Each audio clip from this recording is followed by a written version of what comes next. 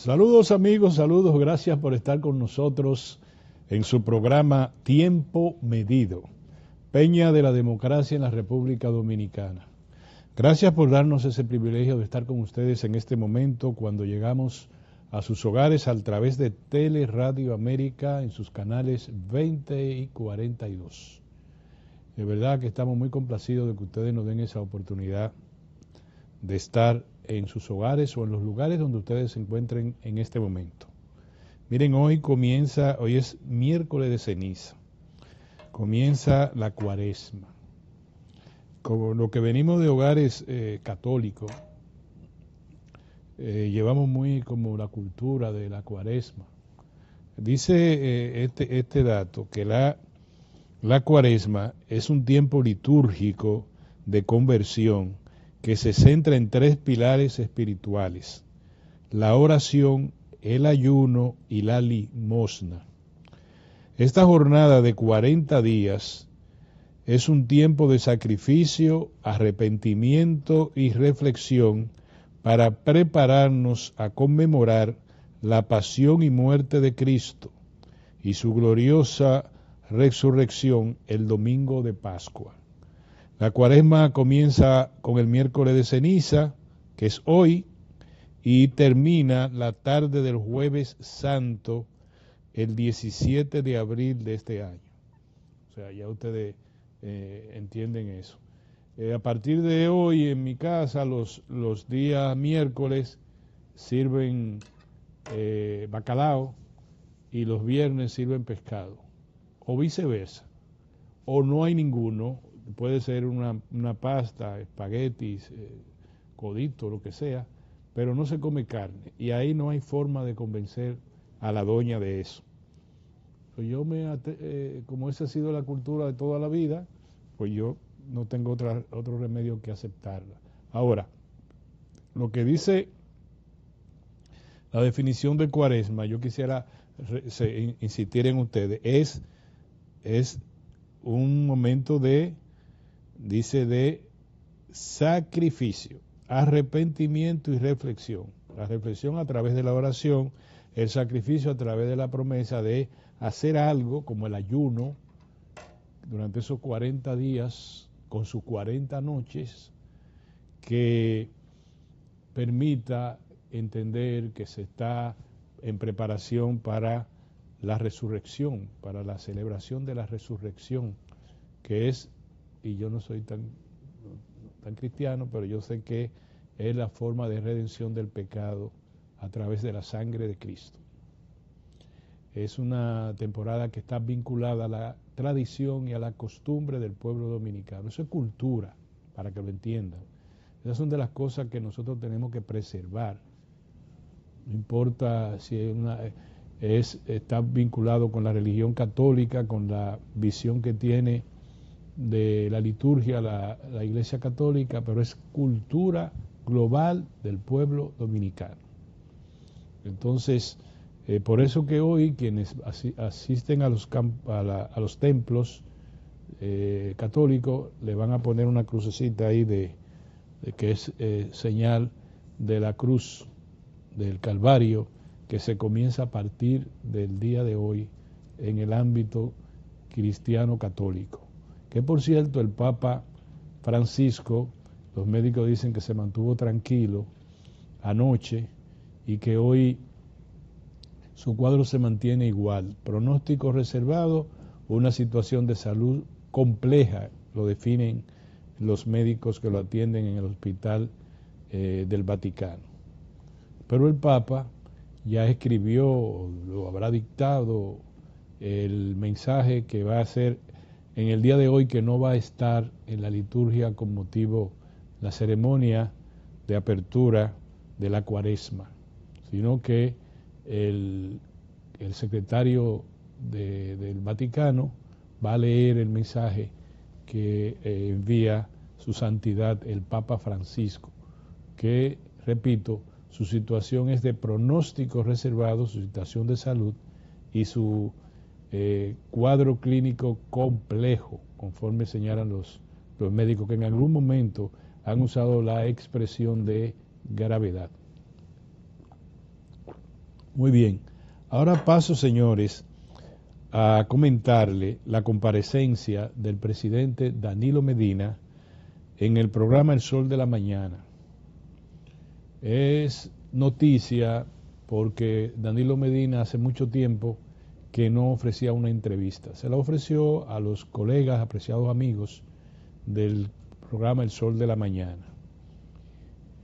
Yo solo quiero señalar algunas cosas, resaltar algunos temas tratados por el presidente. Por ejemplo, lo que le dijo el antiguo secretario de Estado de los Estados Unidos, el señor Mike Pompeo, que se habló mucho de eso, de que fue el que lo detuvo en sus propósitos reeleccionistas alrededor del 2020.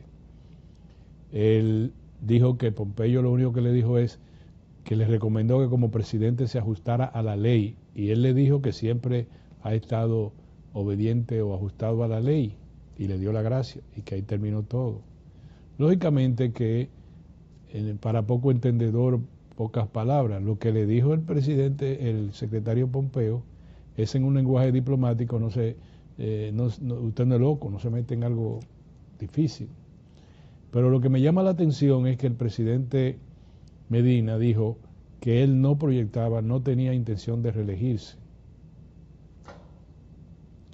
Debió decirlo antes. De verdad, presidente, debió decirlo antes. No es que está mal ni bien, pero es que parece que quienes orquestaron lo que usted define como una campaña de descrédito contra su persona y contra su familia y con el propósito de destruir al PLD, tomaron como fuerza de naturaleza política el que usted pretendía reelegirse, pretendía modificar la Constitución de la República con el propósito de reelegirse. Si no era eso, pues no había necesidad también de modificar la Constitución. Si no, no sé por qué. Entonces nos hubiésemos ahorrado todos esos pesares. Y lo de la campaña, es obvio que había una campaña contra el PLD, contra el gobierno de ese entonces, encabezado por el presidente Medina. Había una campaña de denuesto, eso es verdad. Ahora, cuando se habla, una colega le preguntó al presidente Medina que si él no sabía que sus parientes violaban la ley al hacer contrataciones con el gobierno. Él dijo que ignoraba eso, ignoraba esa situación, que él había dicho en reuniones del gabinete a sus colaboradores que se cuidaran de la familia, y además que cuando su hermano imputaba ahora de corrupción, iba a Palacio, él le decía: tú no puedes negociar con el gobierno, y señaló que su hermano era contratista del gobierno desde antes del presidente Medina ser presidente. Pero además dijo que se trata, en el caso de que contratara con el gobierno, como así fue el hermano de él, el señor Medina también, es una falta de naturaleza administrativa y no penal, que se judicializó ese expediente porque ese señor es hermano de él, y que el propósito era desacreditarlo al presidente. No más palabras, sea usted el jurado. Ya le acabo de señalar los elementos que dijo el presidente Medina. A mí me parece que con doña Magali Medina se comete una gran injusticia, porque doña Magali era vicepresidenta de una institución que tenía un presidente, es decir, uno arriba de ella. Y en segundo lugar, doña Magali no tomó ninguna decisión, ninguna medida se le ha señalado que pueda ser imputada penalmente. Se le acusa de lavado de dinero de algo que ella no generó, ni aguardó, ni amasó, ni dijo nada. Y en segundo lugar, no hay una prueba contundente de lo que yo he visto, y las veces que he visto por televisión la audiencia, que se le pueda señalar a ella en ningún acto ilícito. Yo saco a doña Magali. Ahora, el hermano, yo no es que tampoco, yo estoy de acuerdo totalmente con Danilo Medina, presidente Medina. Yo no soy juez, dijo él, y yo tampoco soy juez, es correcto, que sean los tribunales que hablen. A mí me llama la atención, si tengo que decirlo, que el presidente ignorara que su hermano tenía contratos con el Estado, pero él dice que lo ignoraba. ¿Y qué vamos a hacer? Segundo lugar, respeto la opinión que él señala, lo cual es verdad si no se comprueba otro ilícito, de que su hermano no, la falta imputada a su hermano es de naturaleza administrativa. Es decir, si yo no puedo negociar con el gobierno y me lo permiten, cuando lo descubran, no me pueden meter preso porque no es una falta penal, sino que rompen el contrato y multan a mi empresa, porque las contrataciones no se hacen a nivel personal, es una empresa mía.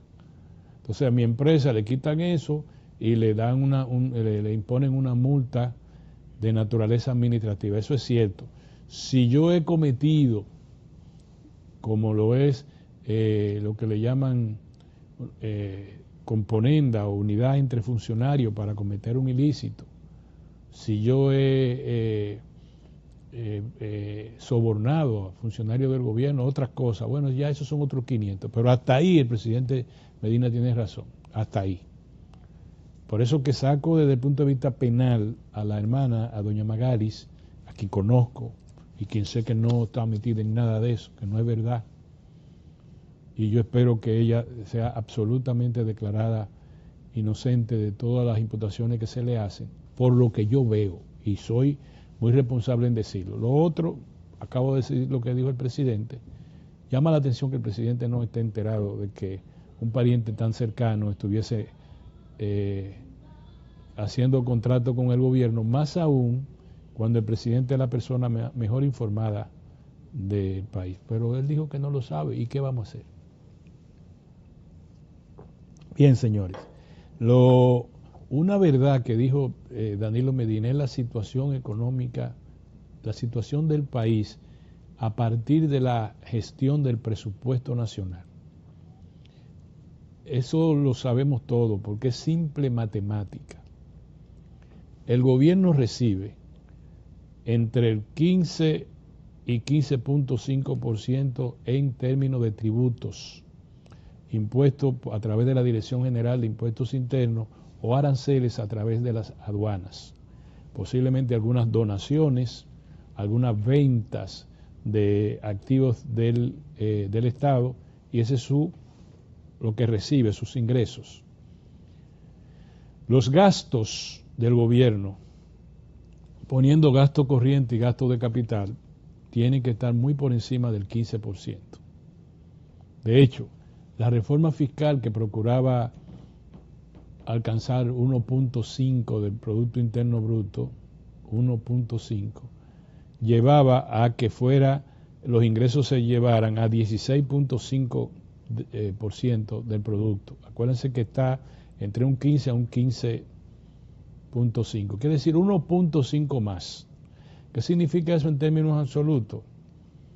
Bueno, lo que dijo el presidente Medina sí debe llamar a preocupación, y es que ya el gobierno, salvo educación, que tiene, creo que son 300 y tantos miles de millones de pesos de asignación, todo lo demás, el principal gasto es en pago de intereses de la deuda, pago de intereses y adelanto de capital, lo que obliga al gobierno a no tener más ingresos, a seguir endeudándose, y eso a su vez obliga a que en el próximo presupuesto general del Estado, la partida correspondiente al pago de intereses de la deuda sea aún mayor.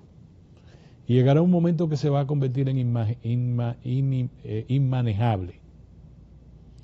A eso atribuyo yo que un diputado del oficialista haya enviado un proyecto de ley que a mí me parece bueno, si fuera en conjunto a una serie de medidas, donde disminuye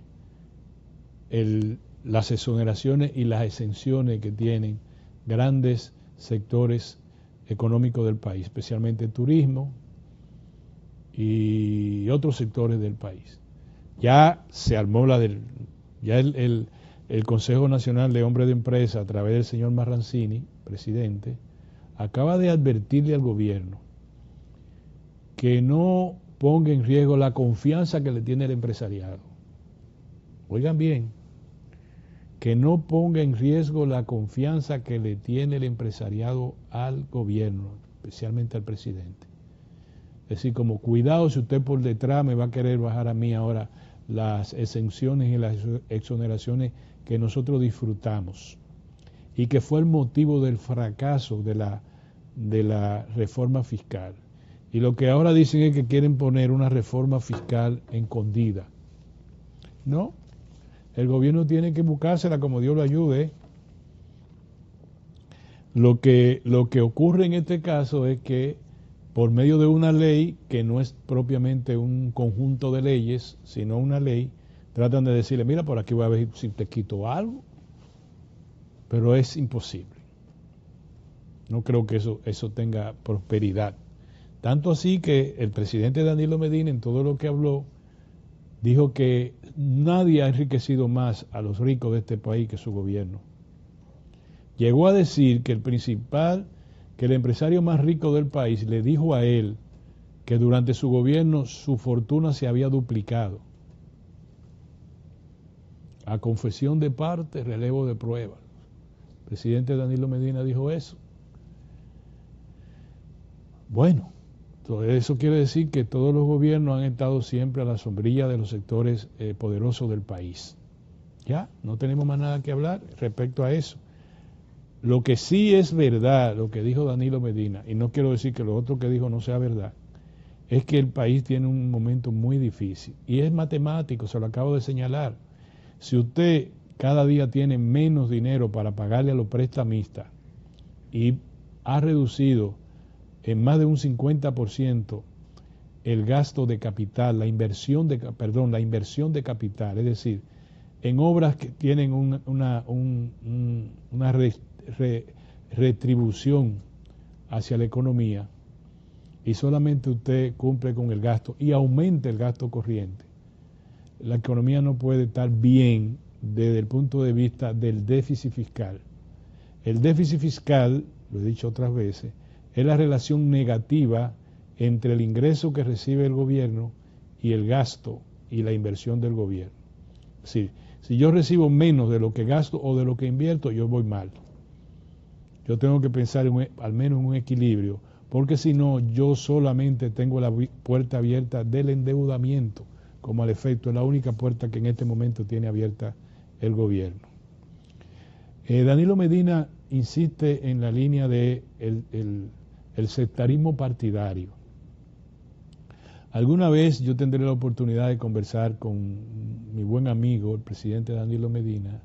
Alguna vez yo sé que voy a hablar y le voy a expresar esa inquietud, que también es matemática o es lógica lo que yo le quiero plantear.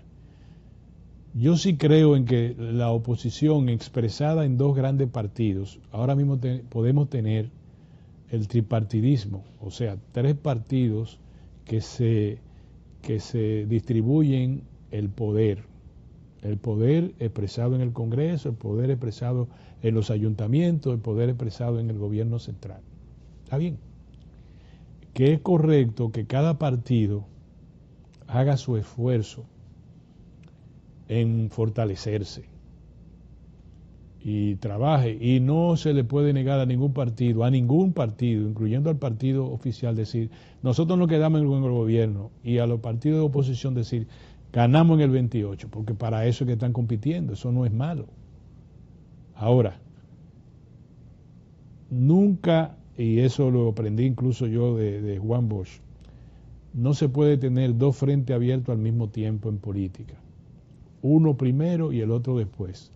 Y eso no fue Juan Bosch lo enseñó aquí, pero eso lo enseñó Mao Zedong a nivel de la teoría marxista maoísta, que quiere decir el régimen de las contradicciones.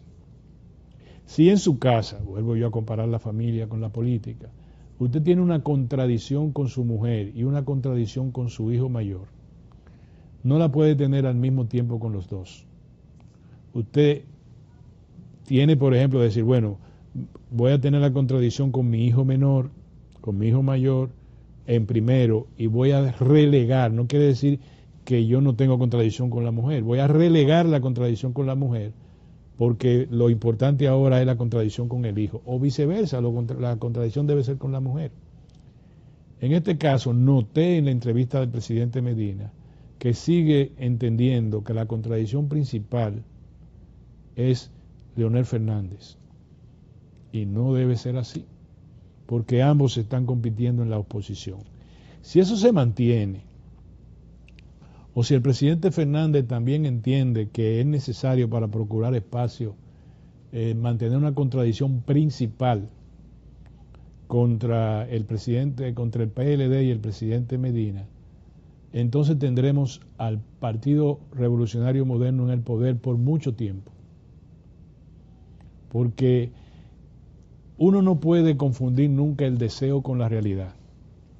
Ni tampoco lo entiendo desde el punto de vista político, que le digan a uno, mira, eso es coyuntural. En el año 1994, después de nosotros haber casi ganado las elecciones en el 90, nosotros tuvimos un 13% de la votación. Eso es cíclico y estamos en la oposición porque es cíclico y ya nosotros volvemos al gobierno. Si fuera así, pues móntese en la ola y váyase. No es así. Si fuera así, el PRD fuera gobierno. Y el PRD le pasó lo mismo que puede pasarle al PLD y a Fuerza del Pueblo. Ahogarse en su propia salsa. Terminaron, cuando usted pone un aceite caliente y tira algo y lo deja y dice, no te preocupes, él se va y si hace así se vuelve un nada. Y lo que usted echó a freír en el caldero no sirve. Entonces, si fuera así, el Partido Reformista fuera gobierno. No, hay partidos que se hunden para siempre. Por tanto, yo considero legítimo todo el esfuerzo que hace el presidente Medina para que su partido se mantenga a flote. Pero repito, si no entiende que la contradicción debe ser nunca desdeñar la unidad, como lo hicieron en el pasado, nunca. Porque el gobierno, con todo y que tenía en todas las encuestas, el gobierno no, el partido, hoy el partido oficial, mantuvo el criterio, su presidente, su candidato, de unidad, y se llevó a todos esos partidos pequeños. ¿Cuánto le dieron de ganancia electoral? Alrededor del 9% de los votos, creo, 9%.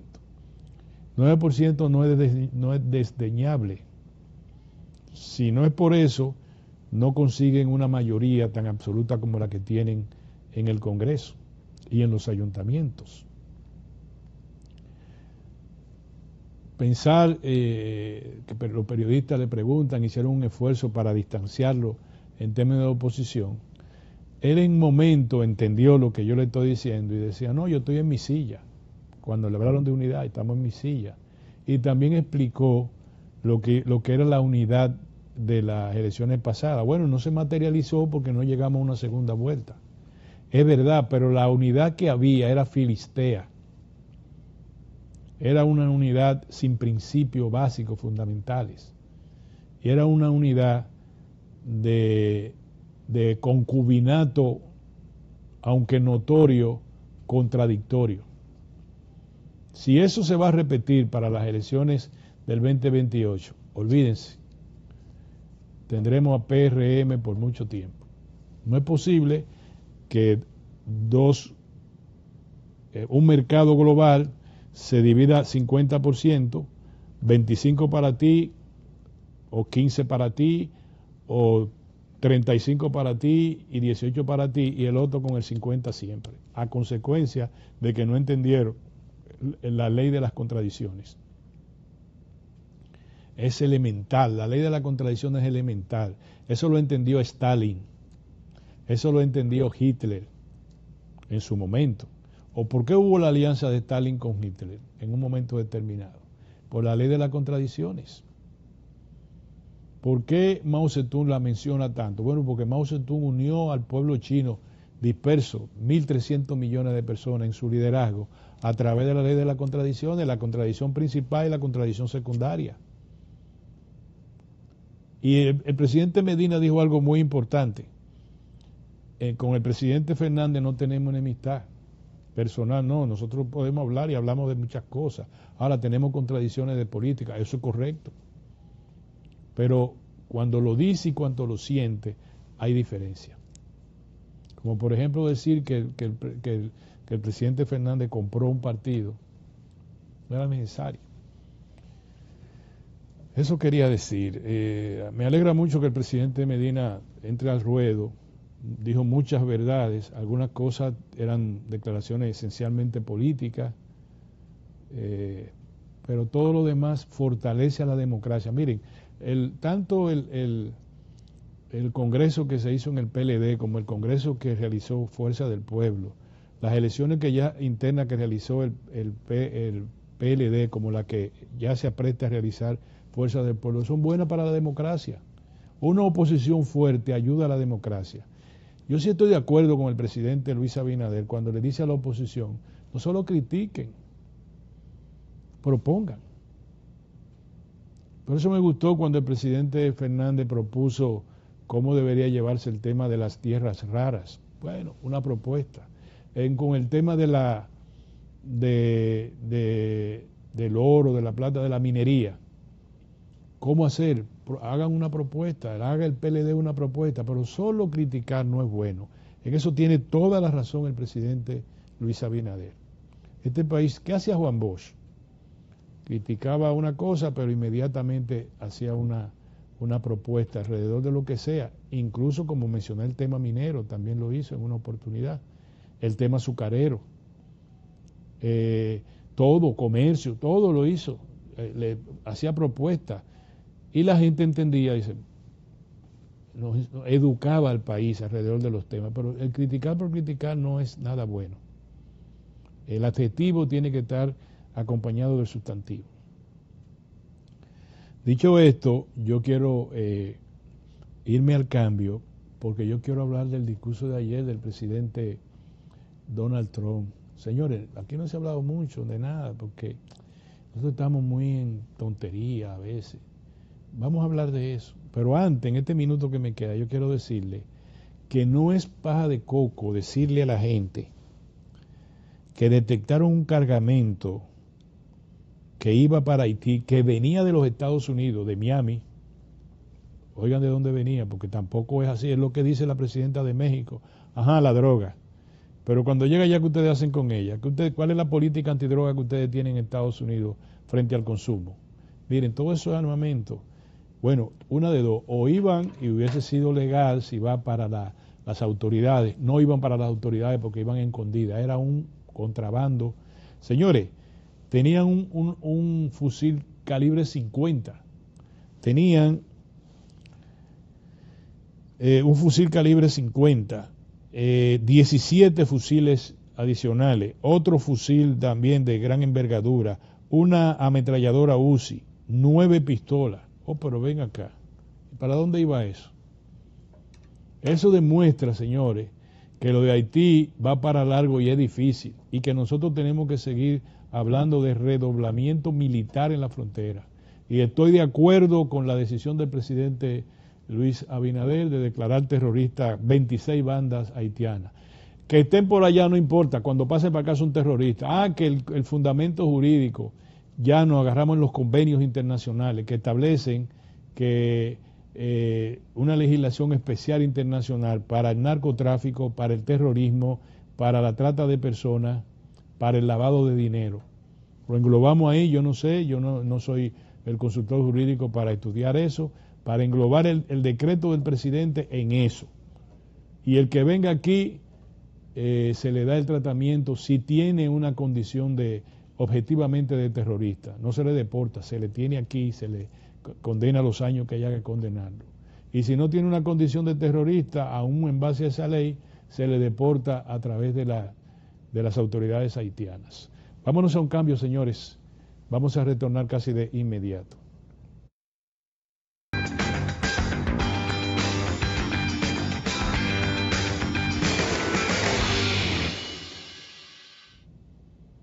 Muy bien, mis amigos, gracias, muchas gracias por estar con nosotros, a quienes se conectan con nosotros en este momento.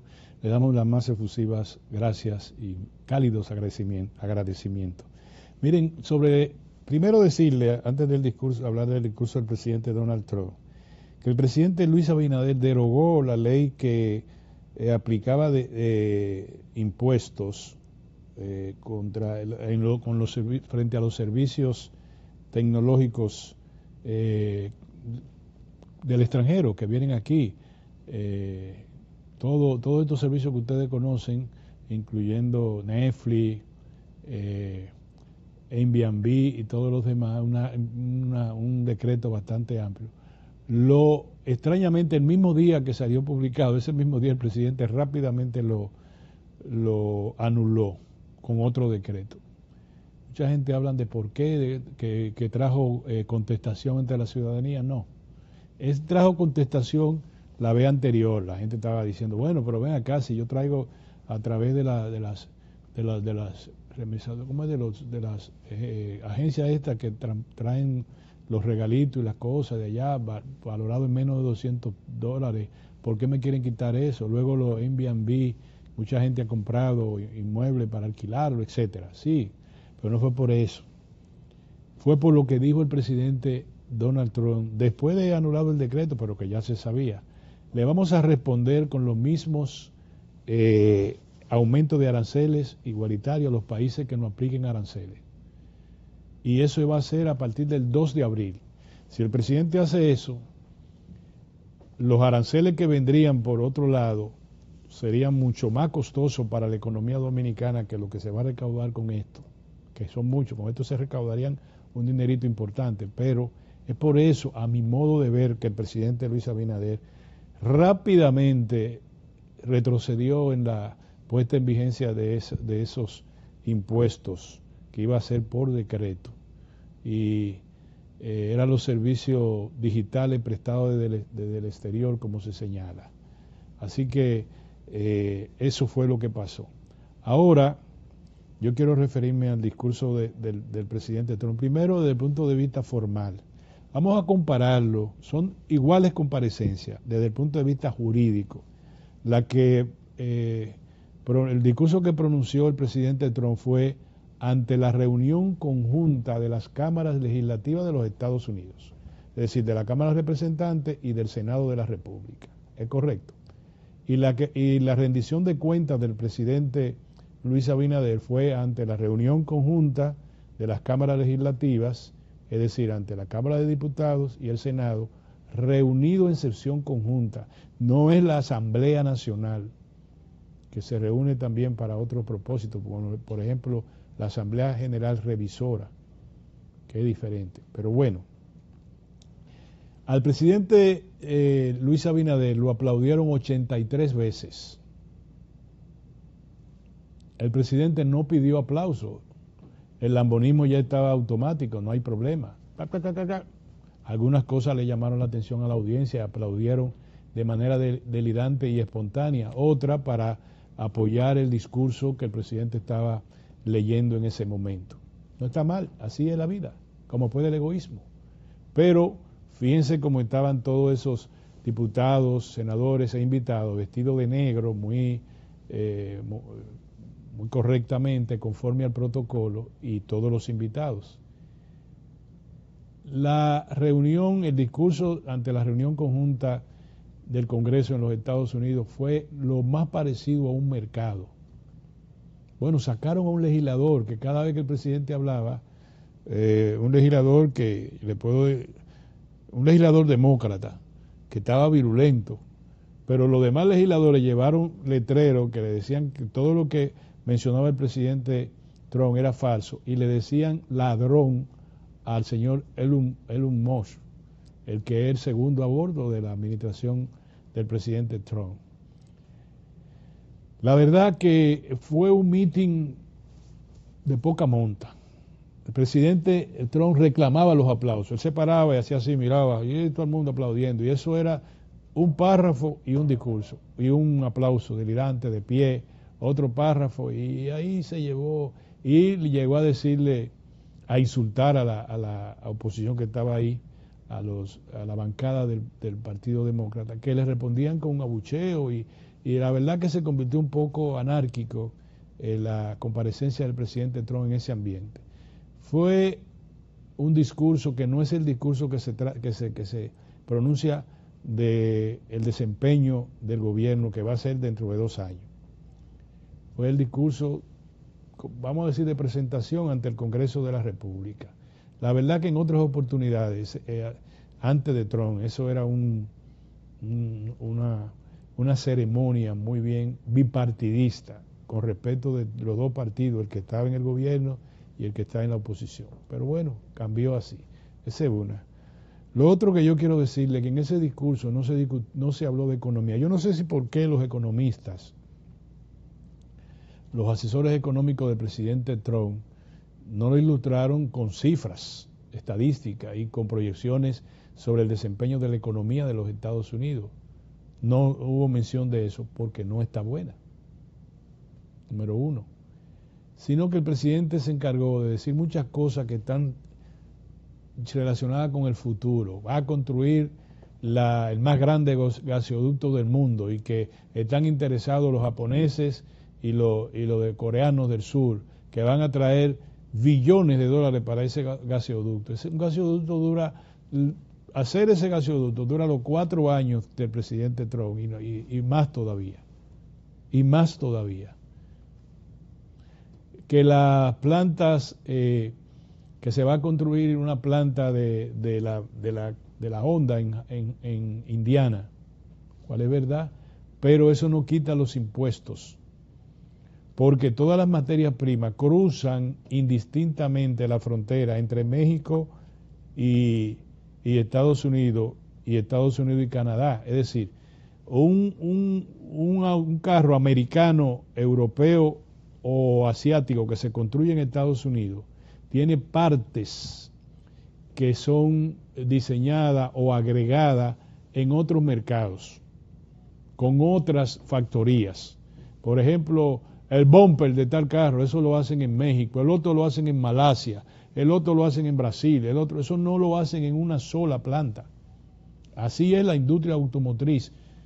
De manera que ya han calculado que un carro va a aumentar de precio entre $3,000 a $12,000 en Estados Unidos. Recuerden que aquí, no sé por qué, tenemos un acuerdo de libre comercio con Estados Unidos, pero los vehículos le agregan un impuesto al valor agregado, una cosa de esa, un impuesto al consumo, una cosa, y siempre muchísimo cuánto hay que pagar. Imagínense cuánto costará aquí un carro en los próximos años, porque todo lo que están hablando, esa planta duraría 2 años para instalarse. Ponga usted 1 año. Pero los impuestos, los aranceles aumentados a México ya están. Y los aranceles aumentados a Canadá ya están. 25%. Es decir, ya, eso no lo para nadie. No es verdad que se va a reducir la inflación en los Estados Unidos. Se va a encarecer. Pero no solamente la industria automotriz, sino que ya el presidente Trump acaba de decir que a partir del día 6 de abril va a aplicar lo que le llaman paridad de aranceles con respecto a otros países, incluso con intervenciones no arancelarias. Eso es en respuesta a México, que el domingo va a aplicar medidas arancelarias y no arancelarias. La medida no arancelaria fue como la que se han aplicado a la República Dominicana al mercado de la carne. No tiene que tener un nivel de que si yo qué, de pH, tal cosa. 35 años sin importar carne a los Estados Unidos. Te ponen una medida no arancelaria. En Centroamérica ponen muchas medidas no arancelarias a importaciones dominicanas. En resumen, vamos a tener productos caros. Por ejemplo, todos los productos de las grandes cadenas, la cadena, ¿cómo se llama? Marca, no me acuerdo. La cadena más grande del mundo, que es de Estados Unidos, todos los productos que venden, digo, no todos, el 90% de los productos que venden son de origen chino. Todos van a encarecer porque le aumentaron a China un 20%. Pamper, baño de cosas, todas esas cosas lo hacen en Estados Unidos. ¿Qué pretende el presidente Trump? Dice, cálmense, él lo dijo, cálmense, se va a armar un rebú a nivel del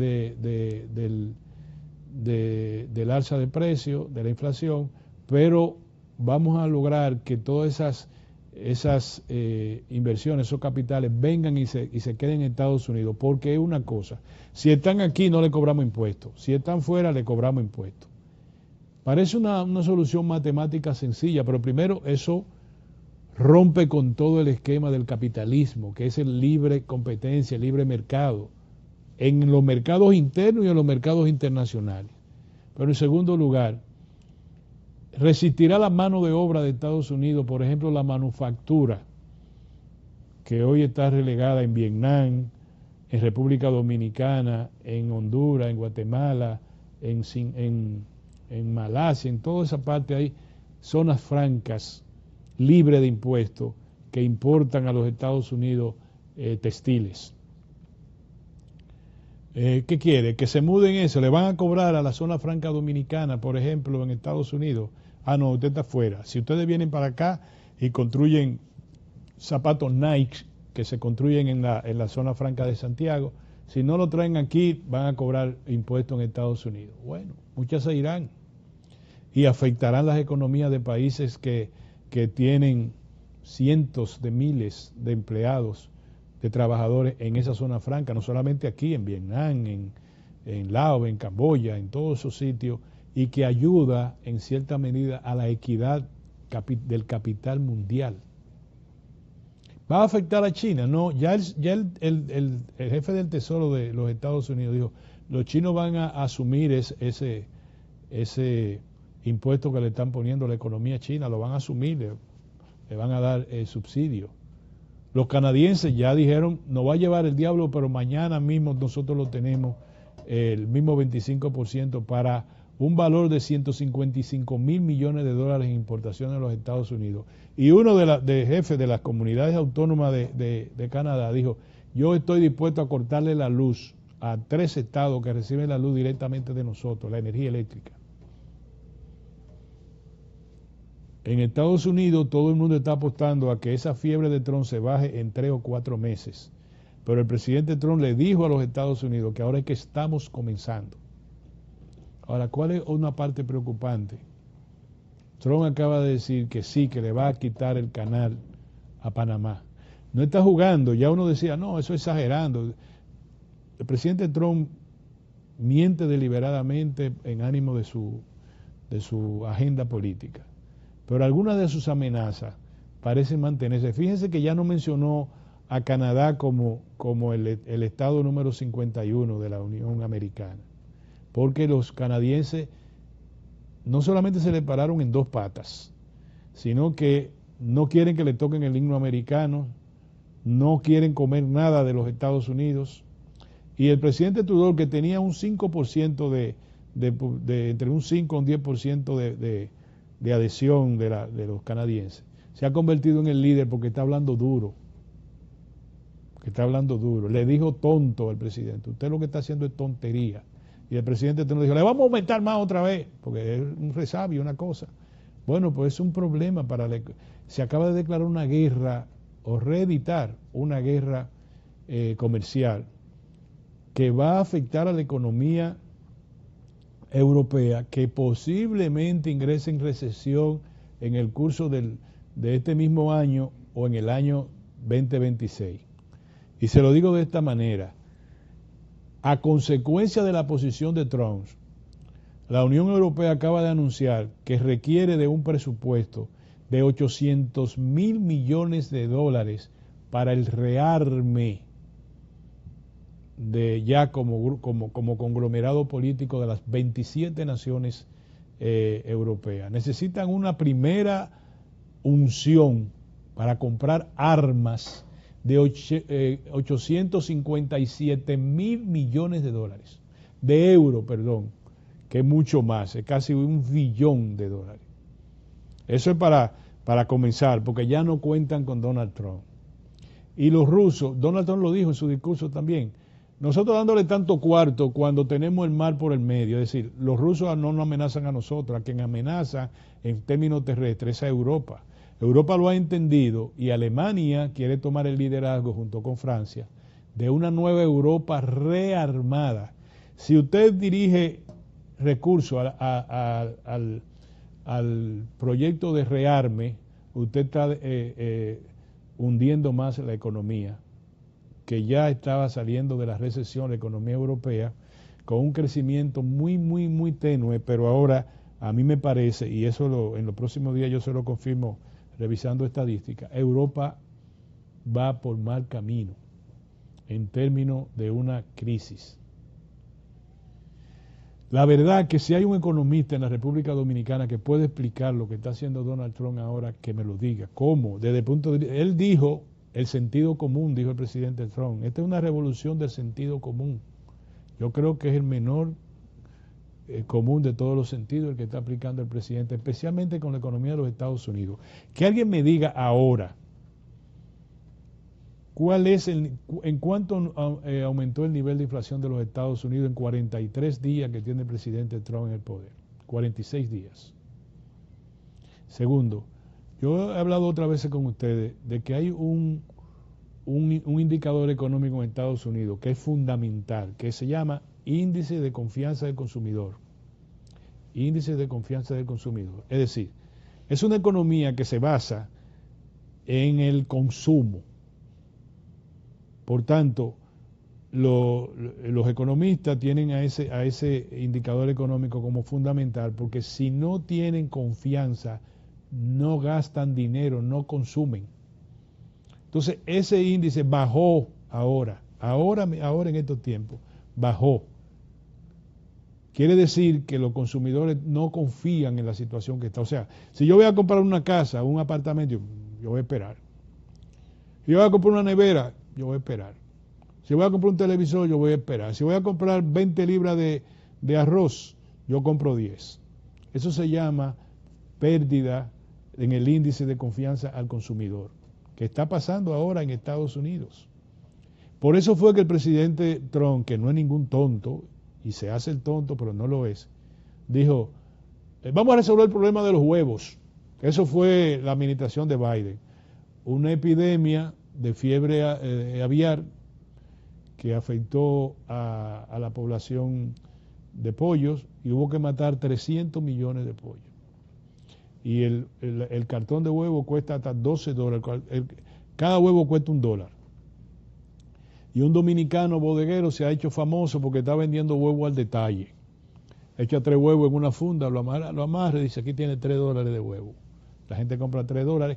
Y los aguacates, que van a venir carísimos desde México, que es el principal supridor de Estados Unidos, ese bodeguero dominicano lo ha partido por la mitad y está vendiendo una mitad de aguacate. Que aquí no lo hemos hecho, mira, es una buena idea. Él agarra una mitad, mira, dos mitades de aguacate y la vende mitad. Y la gente de la barriada del Alto Manhattan compran una mitad de aguacate y una cosita de 3 huevos. Aquí también lo hacemos y así no. O sea, nosotros estamos inventando la economía, adaptando la economía a una realidad de crisis en los Estados Unidos. A mí me gustaría que los economistas dominicanos, especialmente, ya comiencen a hablar de ese sector externo, especialmente en lo relacionado con el impacto que puede tener sobre la economía dominicana. Yo tengo 20 años diciéndole, señores, siempre piensen en lo que viene. Ahora mismo tenemos el petróleo baratísimo, $68 el barril del petróleo Texas, de consumo para la República Dominicana. Y tenemos el oro cercano a los $3,000 a los $3,000 la onza Troy. Es decir, eso es bueno para nosotros, pero miremos el entorno global. Miremos el entorno global. Yo me voy diciéndole que me preocupa que Trump diga que va a tomar a Groenlandia de una o de otra manera. Y ya le dijo a los que están ahí, ustedes van a ser estadounidenses y le vamos a tratar muy bien, no hay problema, a esa pequeña población que está en ese gran territorio. Dinamarca y sus vecinos deben estar ahora llamando la atención. Y Panamá, que está ahí. A Panamá acaba de decirle, le vamos a quitar, ya no es que vamos. Compró una compañía americana los 2 puertos que están al lado del canal de Panamá. Era Estados Unidos dice, eso lo construimos nosotros y mucha gente se murió de picada de mosquito ahí. Así que, y lo vendieron por $1. Pero Panamá quería entregárselo a los chinos, se lo vamos a quitar, eso vuelve al control de Estados Unidos. Bueno, ya, yo me voy, yo tampoco quiero hablar mucho de eso. Seguiremos hablando del tema, yo sí me voy a involucrar con el tema exterior, en lo que yo pueda, para mantenerlos a ustedes debidamente informados. Gracias, señores, por estar con nosotros. Con mucho gusto estaremos de nuevo con ustedes mañana en A Rajatabla, con la gracia de Dios.